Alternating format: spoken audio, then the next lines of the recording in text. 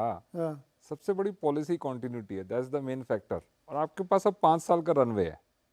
सब लोग सोच रहे थे कुछ ब्रेक आ सकता है, कुछ अनसर्टेनिटी थी, वो अनसर्टेनिटी अब खत्म हो गई है। और सारे मिनिस्ट्री के पोर्टफोलियो एलोकेशंस आप देखिए ऑलमोस्ट सिमिलर ही हैं, सेम है।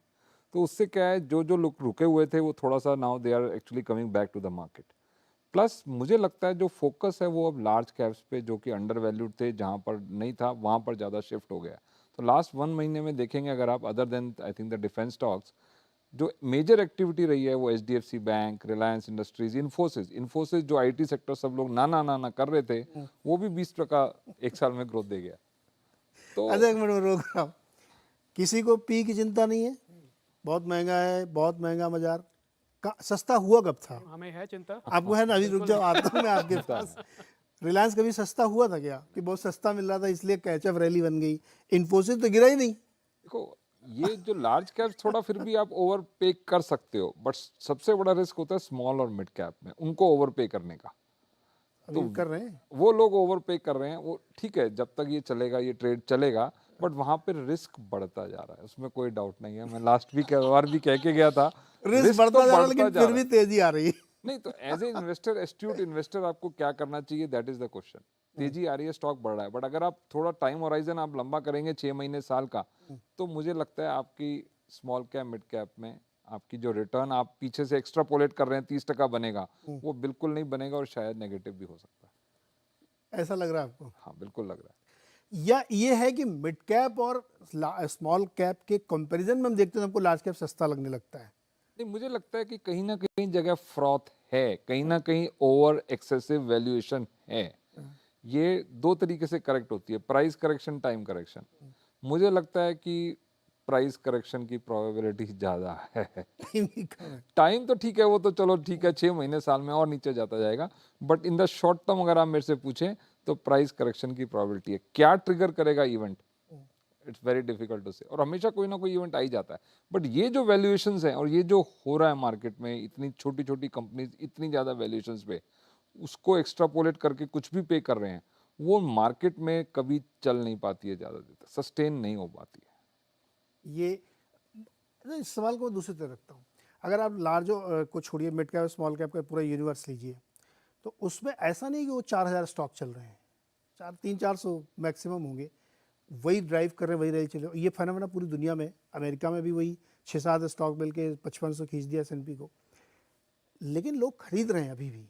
ऐसा नहीं कि देखिए डिफेंस में बहुत बड़ा पैसा जा रहा है। एक एक दिन में 15-15% स्टॉक जब चलता है, वो 200 रुपये वाला स्टॉक 3,000, 4,000, 5,000, मैंने बताया 30 रुपये का RVRNL 500 रुपये का है। तो किसी को दिखता है महंगा कि नहीं महंगा, फंड मैनेजर को क्यों नहीं दिखता है कि महंगा है? मेरा क्वेश्चन सिर्फ ये है कि ये महंगाई जो स्टॉक में है, ये किस तरह से एक्सप्लेन कर रही है फंड मैनेजर्स को जो लगातार बाइंग कर रहे हैं?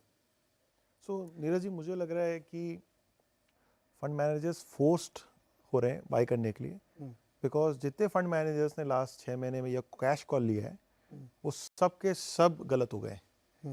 एंड मार्केट में मेरे हिसाब से एक फोमो वाली फीलिंग है। फोमो किस तरह से होती है कि आपको ये पता चल जाए कि 1 महीने बाद आपका वो स्टॉक 20% ऊपर हो जाए, तो वो आप देखने के लिए तैयार नहीं हो कि आपने उसमें पार्शियल एग्जिट ले लिया, वो स्टॉक चल गया। So nobody is prepared to see that kind of loss, which is a loss of opportunity. तो किसी को कैश में रहना नहीं है। और क्योंकि मार्केट इस तरह की तेजी पकड़ के काम कर रहा है, तो सबको लग रहा है कि भाई हर महीने पैसे बन रहे हैं, तो फिर किसी भी महीने में हम क्यों कोई सेविंग रखें।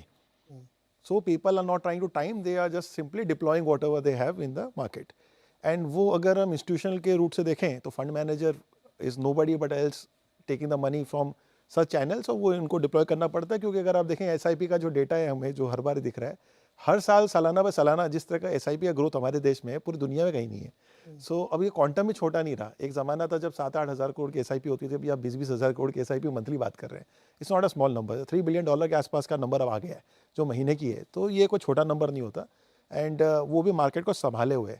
पर सबसे बड़ा रीज़न अगर मुझे लगे कि मार्केट में, डिस्पाइट हम में से बहुत जनों ने पहले भी कहा है कि मार्केट हेवी लग रहा है, मार्केट एक्सपेंसिव है एंड डरना चाहिए हमें, फिर भी ऐसा कुछ हो नहीं रहा, वो इसलिए है there is a absence of a relatable reason to cell.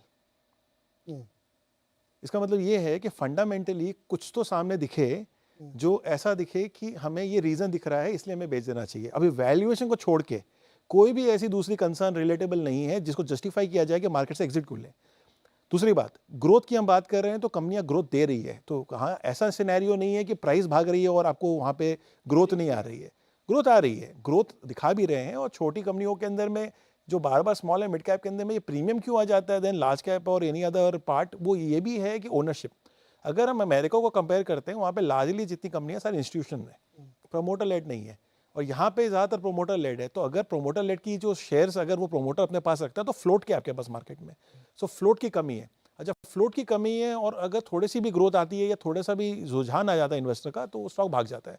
So rally को अगर हम देखें तो उसको मल्टीपल फैसेट्स में देखना पड़ेगा कि ऐसा आइसोलेटेड नहीं है कि कोई चीज़ सस्ती लग रही है इसलिए कोई बाई कर रहा है। हर किसी के अपने अपने रीजंस बनते जा रहे हैं, चाहे वो शायद गवर्नमेंट की पॉलिसी को सपोर्ट करते हुए बने या हमें ये लगे कि अगले 5 साल में शायद ये स्टोरी चल जाएगी। लास्ट वाले अपने शो में भी हम लोगों ने डिस्कस किया था कि डिफेंस, सेमीकंडक्टर, इस तरह की इंडस्ट्री जो है अगेन यहाँ से 5 से 10 साल की स्टोरी है। तो जहाँ पे भी कोई स्टॉक अगर वहाँ दिखेगा तो लोग उसको जंप करेंगे एंड वही हो रहा है। सो ओवरऑल देखें, डर लग रहा है मार्केट में 100% फ्रॉथ है, इसमें कोई डिनाइल नहीं है। एंड मैं तो ऑन द कॉन्ट्री ये भी कहूँगा कि अभी अगर मार्केट को देखें 5 साल के हिसाब से किसी से भी आप यहाँ पे व्यू लेंगे वो पॉजिटिव बात करेंगे, मगर मार्केट लीनियर नहीं है। मार्केट लीनियर नहीं है। आप सोचेंगे 5 साल तक हर साल हर महीने एक चलता रहेगा, वो नहीं होगा। वैसा कभी नहीं होता, कहीं नहीं होता। कंसर्न्स मेरे हिसाब से कंसर्न क्या है, आने वाले समय में अब आ रहा है यूएस का इलेक्शन।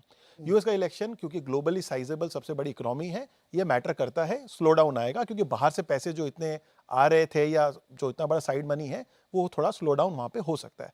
आज की डेट में सबसे ज़्यादा जो डिमांड है वो डोमेस्टिक है, वहीं से ही अपनी सारी की सारी डिमांड आ रही है बाइंग की।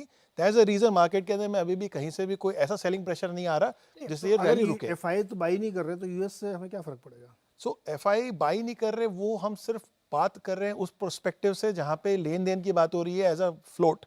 मगर अगर हम ओवरऑल इकोनॉमी की बात करें, जहाँ पे आईटी की जैसे एक सेक्टर की हम बात कर रहे हैं या और भी दूसरे सेक्टर जहाँ पे यूएस की ओवरऑल इकोनॉमी की कंडीशन क्या है उस पर मैटर करता है। सो डेफिनेटली जैसे हम यहाँ पे इलेक्शन में इतने कंसर्न थे एंड प्री इलेक्शन से पहले एक पॉज लग गया था, उसके बाद इलेक्शन के रिजल्ट के बाद ये रैली हम बात कर रहे हैं जो 1 महीने की है, सिमिलरली यूएस में मुझे नहीं लगता कि कुछ डिफरेंट होने वाला है। सो वहाँ पर भी क्योंकि ये कंसर्न रहेगा कि अब नेक्स्ट पार्टी कौन बनाएगा, कौन पीएम होने वाला है, प्रेसिडेंट होने वाला है। सो वहाँ पे भी एक पॉज आएगा और जब ऐसा कोई पॉज आता है तो हर जगह पे एक थोड़ा सा तो मार्केट थमता है। तो मुझे लग रहा है consolidation is one word which I can use right now rather than saying कि कोई सेलिंग आ जाएगी। वहाँ जाने कि अभी तक के हिसाब से पता नहीं आगे क्या होगा कि ट्रम्प साहब जीत जाएं। जैसे यहाँ कह रहे थे मोदी जी एकदम 400 लेके आएंगे, वैसे अभी वहाँ सब लोग कह रहे हैं ट्रम्प जीते। बाइडेन साहब तो बेचारे के ऊपर दबाव है कि आप छोड़ के हट जाइए, दूसरे किसी को लड़ने दीजिए, लेकिन वो मान नहीं रहे। तो ये भी कहीं ना कहीं मार्केट डिस्काउंट करके चल रहा है कि ट्रम्प जी आने वाले हैं। मुझे लग नहीं रहा मार्केट कुछ भी डिस्काउंट कर रहा है, बल्कि कर मार्केट रहा है। कोई मूड में ही नहीं है कुछ भी डिस्काउंट करने के। यहाँ भी ऐसा ही हुआ था, डिस्काउंटिंग हुई थी कि नहीं हुई थी यहाँ पे? नहीं हुई थी। और आई थिंक वो जब ये इवेंट एकदम पास आ जाते हैं तो अनसर्टेनिटी बढ़ती जाती है, क्योंकि लोग कहते हैं कि भाई थोड़ा रुक जाते हैं, खरीदना भी है, रुक जाते हैं, देख लेते हैं क्या हो रहा है, शायद कुछ नेगेटिव वो ना हो जाए। पर उसके बाद जो catch up rally because of liquidity इतनी है सिस्टम में, इतनी जोर से आती है कि उसका रिजल्ट हमने देखा 1 महीने में कहाँ से कहाँ आ गया मार्केट। दूसरी बात मैं आपको नीरज जी बोलता हूँ दैट ये फ्रॉथी हम डिस्कशन करते हैं कि मार्केट आपको तो महंगा लग रहा है, वही बताइए ना। मैं क्या लग रहा है, महंगा लग रहा है? आप कहते हैं ना महंगा है बाजार। मैंने तो कभी नहीं कहा, पर मैं जो मेरे पास नहीं है और वो ऊपर चला गया मुझे बहुत महंगा लगता है, फ्रॉथी लगता है। जो मेरे पास है ऊपर चला गया मैं कहता हूँ मार्केट बहुत sensible है। जी वो डाउन मार रहे हैं। वो सारे फंड मैनेजर्स भी ह्यूमन बीइंग है, हमको भी ऐसा लगता है कि जो दूसरा नहीं है पोर्टफोलियो में और बहुत हाई चला गया वो फ्रॉथी वो है, महंगा है। वो महंगा है। जो हमारे पास है वो तो मार्केट बहुत इंटेलिजेंट है, एकदम मतलब फेयर प्राइस। वो तो अभी चला ही नहीं है।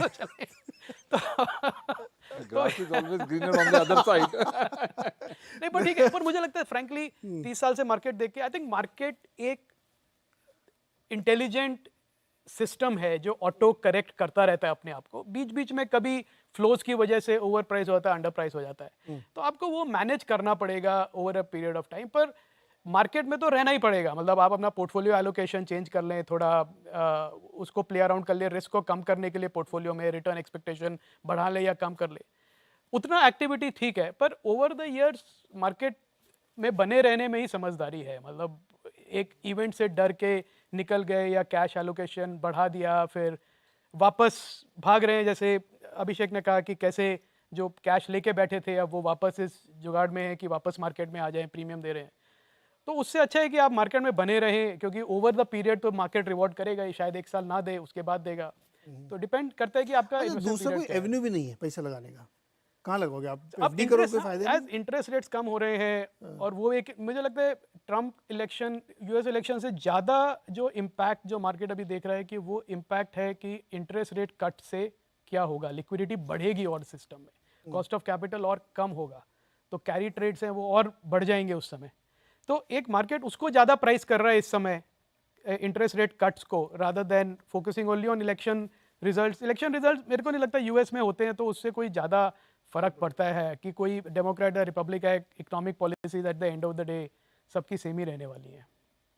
अच्छा मनीष जी, मैं क्या था वीकेंड में थोड़ा एस्ट्रोलॉजी के बारे में पढ़ रहा था, है ना। तो उसमें दो कॉन्सेप्ट चलते हैं, एक ये कि एब्सोल्यूट रियलिटी क्या है और एक परसेप्टिव रियलिटी। तो एस्ट्रोलॉजी ना परसेप्टिव रियलिटी पे चलती है कि कोई चीज़ है उसका आपके ऊपर इम्पैक्ट आ रहा है, तो उसके हिसाब से चीज़ें बनती हैं। अब मैं इसको मार्केट में लगा देता हूँ कि एब्सोल्यूट रियलिटी क्या है कि भाई महंगा तो है मार्केट वैल्यूएशन। अब ट्रेडिशनली अगर आप जो पढ़ाई करके हैं तो उसके हिसाब से आपको बहुत रिच वैल्यूएशन लगेंगे कि कुछ सेक्टर्स में बहुत ज़्यादा तेज़ी है, कुछ में कम है।